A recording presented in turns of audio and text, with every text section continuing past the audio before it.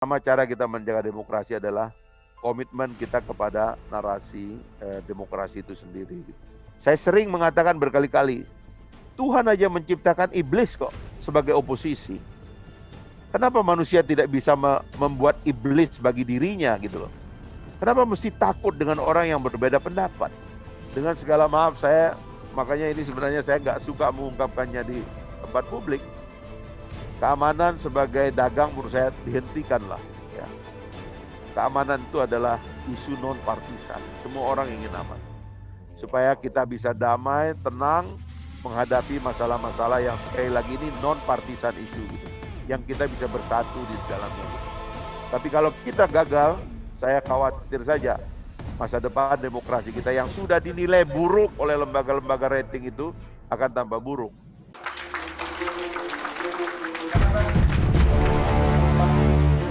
Merdeka!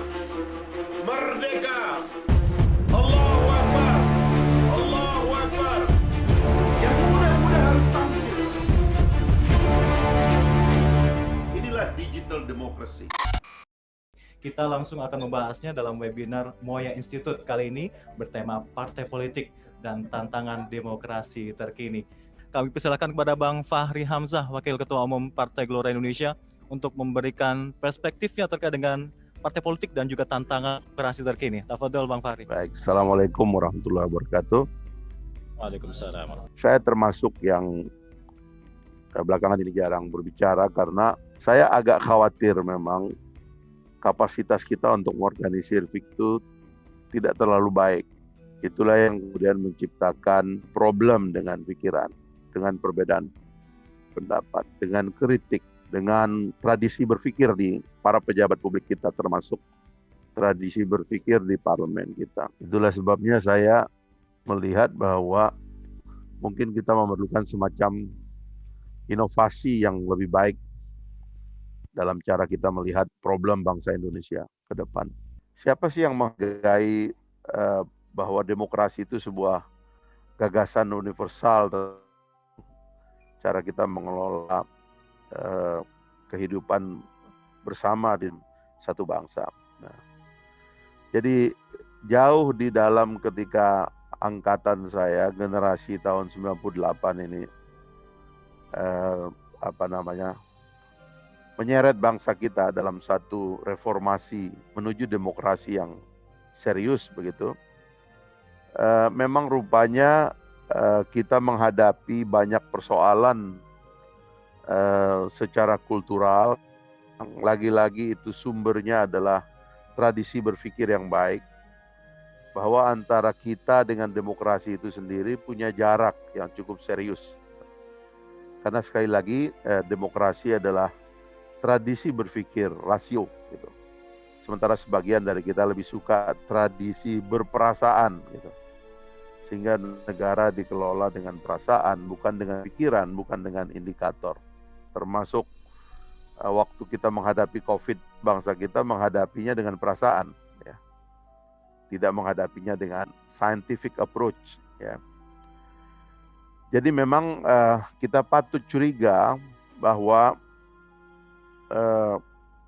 masa depan demokrasi di Indonesia selalu terancam karena umur bangsa kita hidup dalam tradisi otoriter itu jauh lebih panjang daripada umur bangsa kita hidup dalam tradisi demokrasi. Tradisi kebudayaan feodal di bawah raja-raja kesultanan dan sebagainya. Ya, kita tahu ya, sedemokratis kerajaan tetaplah merupakan tradisi tertutup ya. Karena sumber di kekuasaan itu didapatkan bukan dari rakyat yang menghendaki transparansi, tetapi dari darah yang eksklusif turun-temurun dari raja kepada keturunan-keturunannya. Lalu kita percaya bahwa kalau kita mau menghadapi penjajah kita harus bersatu, maka lahirlah tradisi gerakan rakyat ya. Lahirlah organisasi-organisasi massa yang mengorganisir rakyat secara lebih rasional, dan kemudian memang alhamdulillah atas berkat rahmat Allah yang Maha Kuasa tradisi itu mengantarkan kepada kemerdekaan. Lalu lahirlah sebuah republik tuh, yang di dalam pertarungan menuju republik sebenarnya kaum rasional menang. Karena kita betul-betul akhirnya menyepakati sebuah negara dengan tradisi konstitusi yang rasional. Gitu. Memang ada konflik yang kita nggak bisa tutup-tutupi. Kaum liberal menganggap lahirnya sila ketuhanan itu dianggap sebagai persoalan. Ini jarang mau diakui. Sekuler liberal itu tetap ada kecurigaan, kekhawatiran, jangan-jangan interpretasi terhadap sila ketuhanan itu seperti kata takdir itu menyeret kita untuk menjadi bangsa yang tidak rasional. Padahal kita ini sudah tidak rasional sebagai bangsa. Inilah yang nggak selesai sampai hari ini.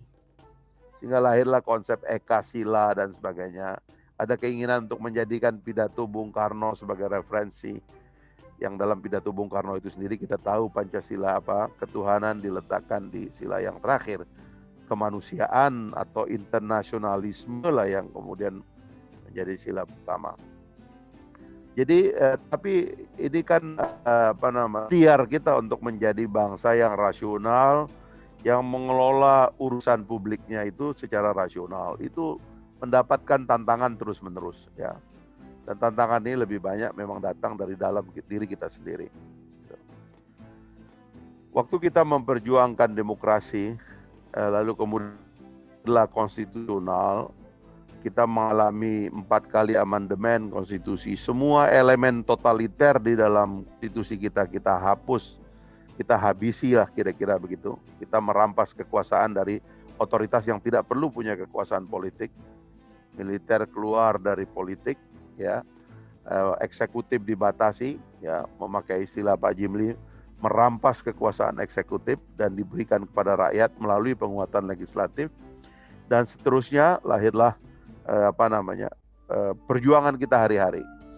By Constitution dan aturan-aturan yang ada di dalamnya, rasanya kita udah punya struktur demokrasi yang lengkap, sebuah teks yang kuat, ya, yang kita jaga dengan nama konstitusi, the guardian of the constitution. Lalu lahirlah sebuah parlemen yang bebas harusnya, ya, untuk menciptakan teks-teks yang juga rasional gitu. Lalu semua sistemnya menjaga, ya. Nah, tapi terus terang kita ini terus-menerus diancam oleh fakta bahwa umur kita hidup dalam totalitarianisme itu lebih lama daripada umur kita hidup dalam demokrasi. Itu sebabnya kalau para ilmuwan dari Harvard, dari Stanford menulis tentang why democracy fail, apakah demokrasi itu bisa hilang setelah dia ada, itu dikasih ada banyak contoh, ya, termasuk juga lahirnya tiran-tiran yang dihasilkan oleh pemilu, ya, seperti Hitler, Alberto Fujimori atau Pinochet dan lain-lain itu. Dan terakhir itu Donald Trump, itu adalah satu contoh yang sangat tragis sebenarnya, di mana dalam negara demokrasi seperti Amerika yang luar biasa itu, bisa ada seorang pemimpin eksekutif yang unstoppable nyaris, ya, dalam cara berpikir dan berlogika demokrasinya itu. Karena dia pedagang, perusahaan keluarga yang nggak perlu berkompromi dengan siapapun, sehingga seolah-olah kekuasaan eksekutif itu tidak memerlukan kompromi. Jadi dia to execute itu seperti lonely executor, ya, semua mau diambil dan dikerjakan sendiri. Tapi kemudian bangsa Amerika cukup baik, ya, demokrasinya jalan, dan kemudian rakyat merampas kekuasaan Donald Trump, ya, yang dalam tradisi 2 dekade terakhir sebenarnya setiap presiden Amerika diberi kesempatan 2 kali, ya. George Bush, Barack Obama, Clinton sebelumnya itu 2 kali. Tapi Donald Trump tiba-tiba hanya sekali. Dan yang naik ini seorang politisi tua dari kubu Demokrat yang tentu pengaruh-pengaruhnya akan mempengaruhi dunia karena kaum Demokrat dianggap lebih komit untuk menjaga nilai-nilai demokrasi, human right, free market, ya, lingkungan dan sebagainya. Nah, bagaimana dengan bangsa Indonesia? Sekali lagi kita ini menghadapi persoalan yang sama sebenarnya. Yang pertama itu saya sering melihat dari jauh saja. Kemampuan seluruh kita ini membaca gambar besar itu sering lemah sekali. Misalnya kita ini berjalan dari mana mau kemana, akan singgah di mana, kapan tiba di sana. Itu konsep itu di kita itu agak tidak lumrah gitu. Gambar besar kita kurang pandai baca gitu. Sehingga kita sering memang nyasar. Sebagai bangsa kita pernah nyasar berkali-kali. Bung Karno kita biarkan kesasar, meskipun setelah dia jatuh kita sadis kepada Bung Karno. Pak Harto kesasar, setelah dia jatuh juga kita sadis dengan Pak Harto. Semua kita tinggalkan, pemimpin-pemimpin yang pernah ada dan populer, apalagi yang mencoba menyimpang begitu ya, tiba-tiba kita tinggalkan secara sadis. Ketika dia berkuasa, kita sangat mendewa-dewakan, tapi begitu dia jatuh, dia terhina gitu. Sebetulnya itu sejalan dengan tradisi yang kurang baik tadi. Lagi-lagi soal gambar besar ini tadi. Itu yang saya lihat ya. Karena itu siapa yang mesti membimbing, mana mercusuar ide-ide, mana pikiran, mana cahaya dari sebuah menara yang terus-menerus menuntun arah kita itu. Tidak ada yang membangun. Orang Indonesia ini bangun pagi juga nggak ngerti mesti ngapain. Pemimpinnya nggak ngomong, ya kan? Ngomongnya juga kacau. Kita mau kemana? Bagaimana mengejar mimpi-mimpi kita? Kalau di Amerika ada orang yang namanya the American Dream gitu. Setiap pagi orang Amerika bangun tuh dia tahu mesti kemana. Kita tidak tahu ini setiap pagi kita mau kemana, mau dengar siapa. Kita paling ya di radio dan di TV kita nonton ustadz-ustadz yang makin lama makin kita suka, yang ustadz lucu-lucu sebagai hiburan gitu. Tapi yang namanya arah itu kita nggak tahu. Museum tentang ingatan kolektif bangsa ini juga nggak kuat gitu. Kemana kita mau melangkah? Apa bentuk akhir dari republik yang kita cita-citakan juga nggak nampak begitu. Sehingga orang tuh gampang nyasar gitu. Gambar besar kita nggak punya. Apalagi kalau kita melihat dalam tradisi kita mengelola, ya itu tadi akibat lack of big picture tadi itu, dalam tradisi kita mengelola itu, kita itu rasanya bangsa yang tidak terlalu pandai atau paling tidak komit di dalam membuat perencanaan. Ya kan? Mungkin juga ada gagal membuat rencana, tapi juga nggak komit dengan perencanaan. Itu juga bagian yang sering gitu terjadi kita lihat di sepanjang jalan kita gitu. Makanya saya sering mengatakan ketika bekerja orang Indonesia itu tidak terlalu tahu beda antara sibuk dengan sukses gitu. Kadang-kadang sibuk dianggap sukses gitu. Ya kan? Di tengah jalan tuh. Saya kan pengkritik KPK kan, karena saya nganggap KPK itu sibuk bukan sukses gitu. Orang Indonesia itu begitu, kalau udah kelihatan wirawiri ya kan, apalagi kalau ngantor udah ada kartu nama udah beres, udah kayak orang sibuk tuh, udah sibuk tuh, sukses belum tentu tuh. Nah itu bangsa kita itu. Kemudian orang Indonesia itu juga kadang-kadang ya tadi dalam perencanaan saya bisa bilang tuh tiba masa tiba akal gitu. Ya udah kumaha angke lah kalau orang Sunda bilang kan, kumaha angke lah, ntar aja lah gitu. Kemudian sibuk dan sukses nggak tahu dalam pelaksanaan. Dan di dalam kinerja itu beda antara citra dan kinerja juga kita nggak terlalu tahu bedanya. Gitu. Kita itu bangsa yang simbolik gitu, ya. Presiden bilang kita memerlukan kritik yang dinamis dari rakyat, gitu. Wah itu menyambut hari pers itu, karena persnya ini kan udah bungkam nih, ya kan. Pers kita ini sudah kalah dengan sosial media, dengan buzzer-buzzer, juga nggak punya modal gitu sebenarnya pers ini. Akhirnya kan pers kita ini sekarang kan pers ngobjek sebenarnya. Tapi dalam keadaan itu presiden datang dan mengatakan pemerintah memerlukan kritik dari rakyat yang dinamis gitu. Pak Pram mengatakan istana sangat memerlukan kritik kritis gitu. Ya waktu saya diberi bintang Mahaputra dengan Fadli, presiden juga bilang begitu ya. Pemerintah memerlukan suara-suara kritis seperti Pak Fahri dan Pak Fadli katanya. Tapi di luar sana orang ditangkap juga gitu ya. Ya kan? Dijemput juga oleh satu yang formalistik yang tidak mau kita ubah. Kan ini ada undang-undangnya. Undang-undang yang dipakai Undang-Undang nomor 1 tahun 46. Masih dipakai sampai sekarang gitu. Dan kita menganggap aktivitas presiden mengatakan pemerintah perlu kritik dengan aktivitas penangkapan orang-orang yang kritis itu dianggap satu kali aja itu, sama aja itu. Ya, nggak ada yang nothing wrong ya with contradiction gitu loh. Jadi bangsa yang menerima kontradiksi gitu, ya. Kalau ada dua kebenaran itu bukan kontradiksi, padahal kebenaran itu cuma satu. Nah, jadi saya kira inilah problem kita ke depan gitu. Makanya saya pernah waktu di DPR saya mencoba untuk terus-menerus mengajak orang bahwa bagaimana cara kita menjaga demokrasi kita itu, saya bilang ada 3 gitu. Pertama, ini sebagai penutup mungkin ya. Pertama, cara kita menjaga demokrasi adalah komitmen kita kepada narasi demokrasi itu sendiri gitu. Kita harus membuka perdebatan dan membiarkan pikiran itu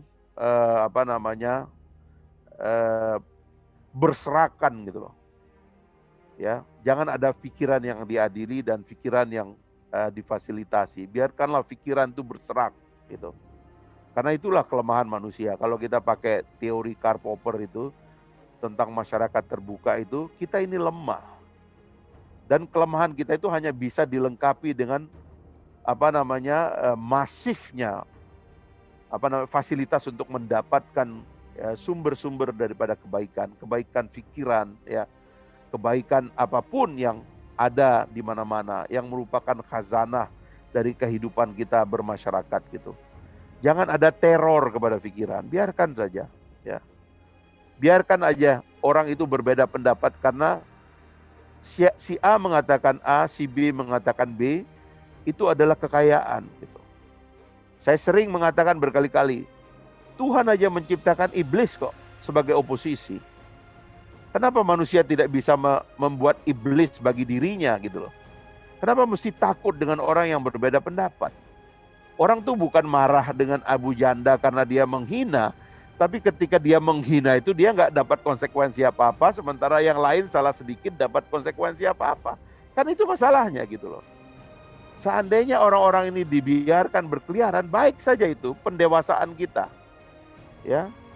Pendewasaan kita ya untuk kematangan kita. Itu yang pertama gitu. Komitmen kita kepada narasi itu ditunjukkan oleh komitmen kita kepada kebebasan.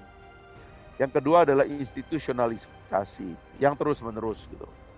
Saya ingin memperkuat parlemen, tapi nggak banyak yang sadar bahwa memperkuat parlemen itu penting. Saya pernah mengusulkan agar parlemen dijadikan pusat demonstrasi karena itu membuat alun-alun. Supaya parlemen itu ngelihat di alun-alun itu ada demo nggak? Kalau ada demo berarti ada masalah dalam negara gitu. Seperti Hyde Park di Inggris itu. Tapi ya orang tuh nggak ngerti kalau sekarang itu DPR udah ya nggak perlu kritis ya kan. Ya ikut aja dengan apa mau pemerintah, termasuk juga ketika hak-haknya dirampas pun DPR ini diam aja kan. Hak budgetingnya dirampas diam aja gitu loh. Kita nggak punya itu kapasitas untuk melawan gitu. Untuk mengatakan bahwa berbahaya sekali kalau keuangan itu diserahkan kepada satu kamar dan cabang dari kekuasaan gitu. Harus diserahkan kepada semuanya. Terutama check and balance system dengan DPR kita. Belum lagi kalau kita bicara DPR itu kita bicara partai politik.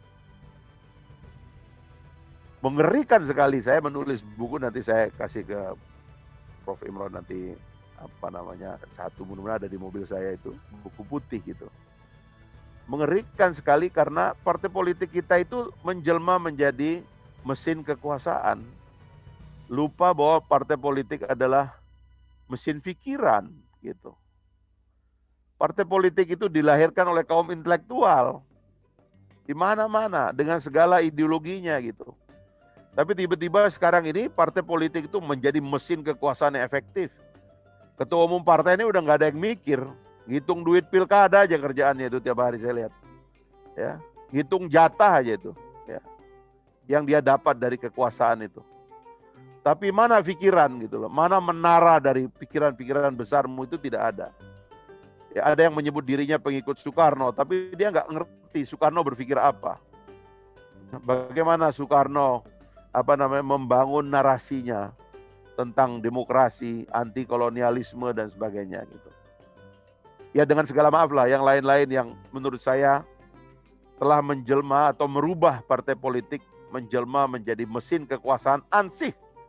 Ini tentang hitung-hitungan jumlah kursi, berapa harga setiap kursi, dan kita bisa dapat apa dari kursi yang kita dapatkan dari rakyat itu. Rakyat tuh nggak penting lagi gitu.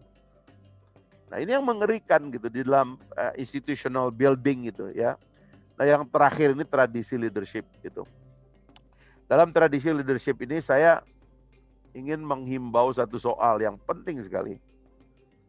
Waktu ada kesempatan saya ketemu dengan Pak Jokowi, saya tanya, Pak, apakah Bapak punya mimpi untuk menjadi presiden lagi? Apakah Bapak ingin merubah sistem supaya ada jalan bagi Bapak maju lagi dan sebagainya? Dia bilang, saya tidak, saya nggak mau berubah. Artinya Pak Jokowi menegaskan bahwa dia akan berakhir 2024. Bisakah kita menjadikan Jokowi ini sebagai monumen kita untuk mengakhiri konflik, mengakhiri sengketa yang terjadi dalam 2 pemilu ini, lalu dia kemudian diletakkan sebagai orang yang punya keinginan luhur begitu. Sehingga betul-betul pikirannya itu kita eksekusi. Kenapa Pak Jokowi bilang saya ingin ada pengkritik bagi istana, tapi di sebelah sana itu para pengkritik itu disikat habis. Dan para petugas keamanan kita tuh juga menikmati itu, melakukan diskriminasi terhadap kritik itu. Para pemuji pemerintah dipuja, para pengkritik pemerintah bernasib sial. Gitu.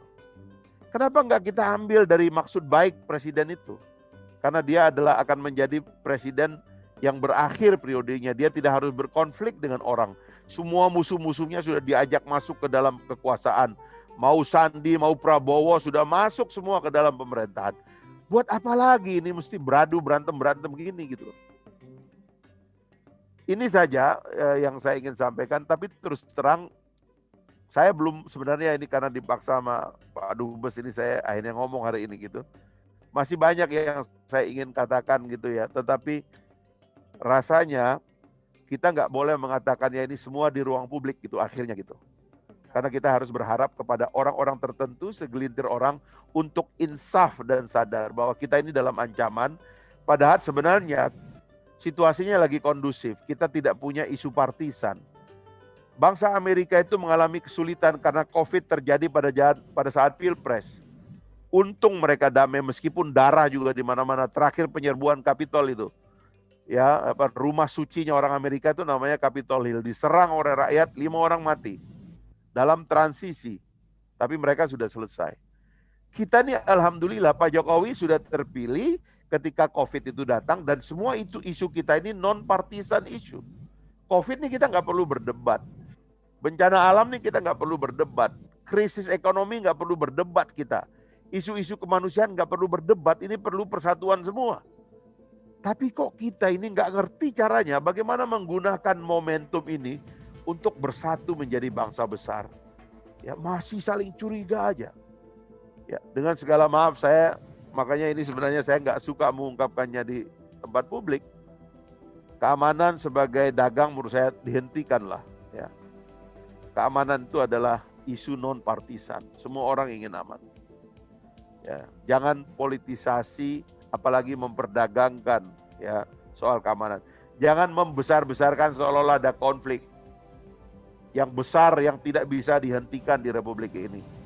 Kecemasan-kecemasan yang diproduksi demi biaya, mohon itu dihentikan. Itu yang saya ingin katakan kepada orang-orang ini gitu.